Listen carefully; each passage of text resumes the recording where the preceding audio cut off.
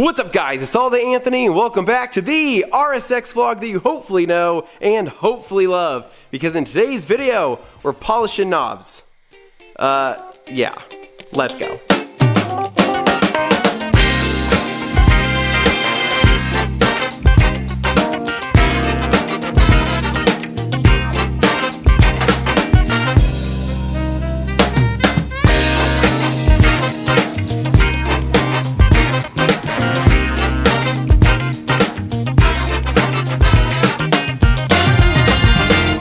Alright guys, and welcome back to what should be a short and sweet RSX video, because today I need to give you all an interior update on the car. Now forgive me because my voice is a little hoarse as I just got back from SEMA and I lost it like halfway through the week and I'm still trying to get it back. But if you can bear with me, then I think you guys are going to like what you see. So unfortunately, the last interior video I made on the car was overwritten.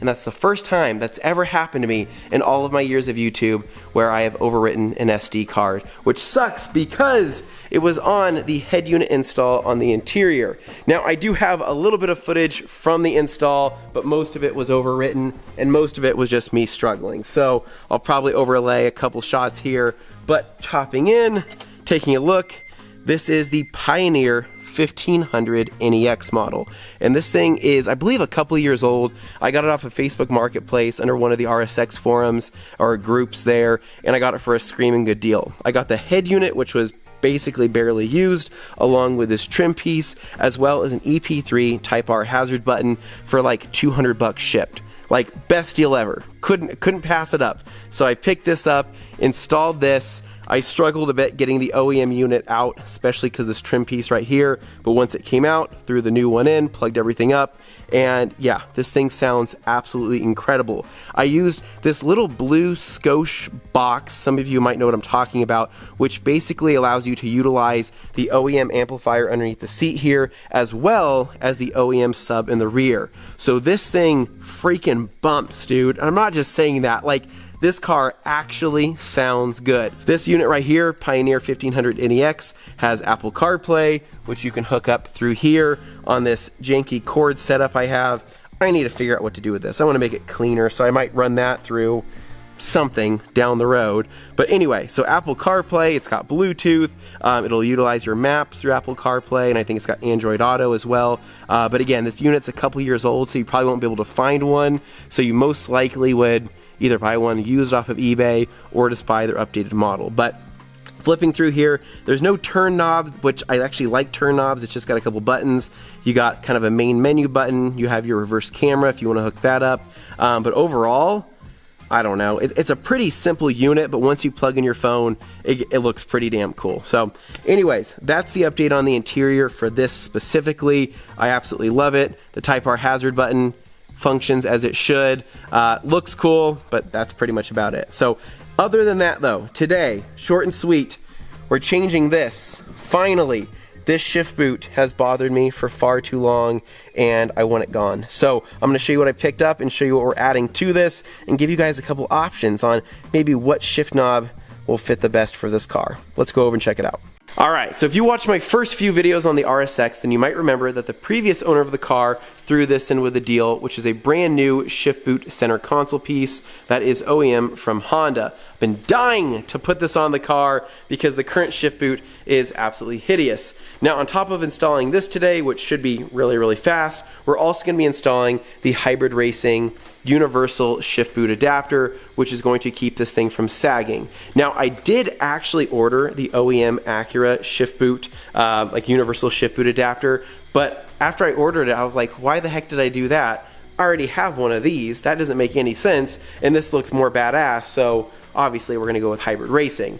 Now over to the left here, I have a few fancy shift knobs to choose from, which a couple of them are probably not going to work for obvious reasons. This right here was my first ever shift knob on my EK Civic back in high school. This was my EK hatch at a 1996, and this was the first shift knob I ever threw on there. The Skunk 2, yeah, this thing was weighted, it feels really nice. I don't think I'll probably ever get rid of that. The next option here is a K-tuned heavyweight shift knob. This thing weighs a freaking ton. It's heavier than the Skunk 2.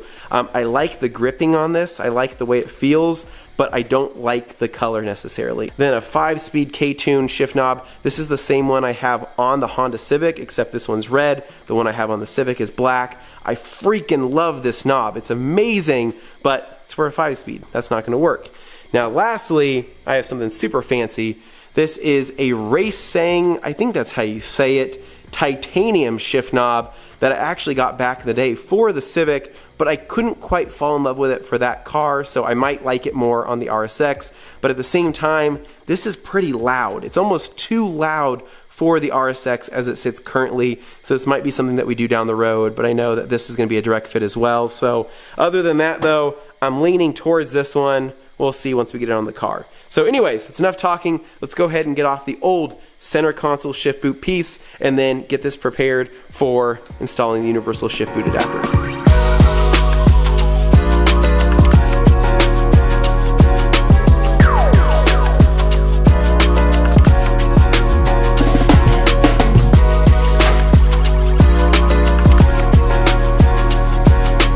Alright, so if you guys want to see something gross, check this out. This is the outside of the shift boot. Torn, right? Not ideal. Look at the inside, man. This thing is absolutely disgusting. Ugh. Hideous. So with that out, set that aside, taking this off here, and then walking over here.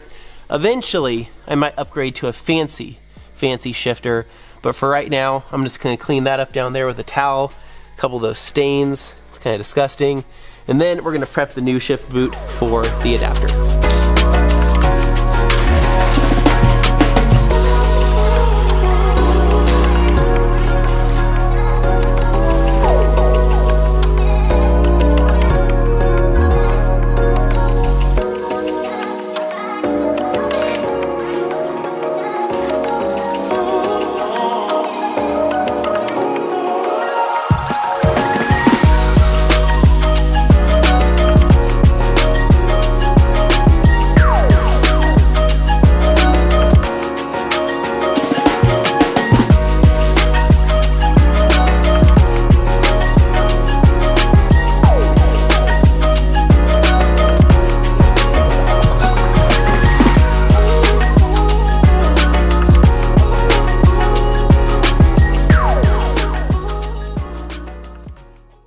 Alright, so we just got the collar installed in the boot and it looks absolutely awesome. Got it perfectly centered after a couple tries. Hybrid Racing at the bottom, established 2003 at the top. Looks freaking killer, definitely OEM plus. Pretty straightforward. Basically flip out your boot, cut off the existing zip tie, slide out the OEM adapter, and then from there slide this in, and then slide that rubber jimmy, that rubber band over this right here, and then from there it'll be locked in. And then this right here is going to be our, I don't know, it's like a ball bearing or a magnetic adapter, which is going to slide in once we slide this on over the top. So I also, walking back over to the car, cleaned out all that nastiness out of the shifter box, so all that spill and stainage and all that crap is out of there. And then I greased up a couple of the shift linkages with a little bit of grease, and I think we're ready to rock and roll. So let's go and get this thing installed.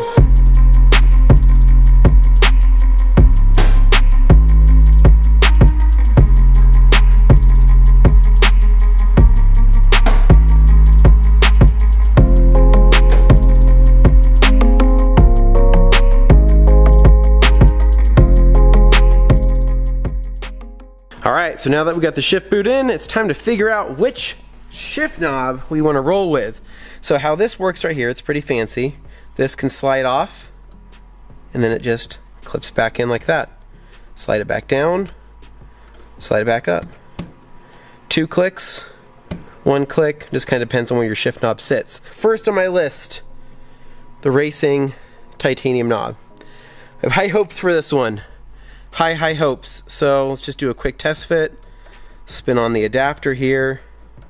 This thing feels amazing. It really does, and the quality of this is just incredible. But again, I don't know if it really fits the car just yet. So this is going to slide on, and we'll line up. Something's going on there. Oh, damn it. Damn it, I had a feeling. See, I'll show you what I mean. But on the bottom of this shift knob, See how it's recessed right there? I think that recessed area is pushing it down. So how the heck can I make that work? I don't know. I'm not going to get hung up on it, because what I really want is a Type R knob, you know, like everybody else. And I might do that eventually, unless I figure out something else. It's just shift knobs are such like a preference thing. Everybody has different taste. I like round ones. Some people like shaft-shaped ones. You know, it's again, it's a taste thing. Whatever you're into, right? So let's try the K-tuned one. Now this is kind of like conflicting because hybrid racing and K-tuned, you know, it's either one or the other, not typically both. Oh, do you guys see what's wrong here? That's gonna bother the hell out of me. Ooh, that's nice. I like the way that feels. This is weighted. This weighs a ton, but that's gonna bother me that it's not oriented right. Well, guys, I think we're just gonna have to send it until I can get a new shift knob. But this is better than this. That's nasty. It weighs nothing. This is an improvement for right now. I love the way that looks. That looks really, really clean. The new shift boot definitely helps this car, 100%.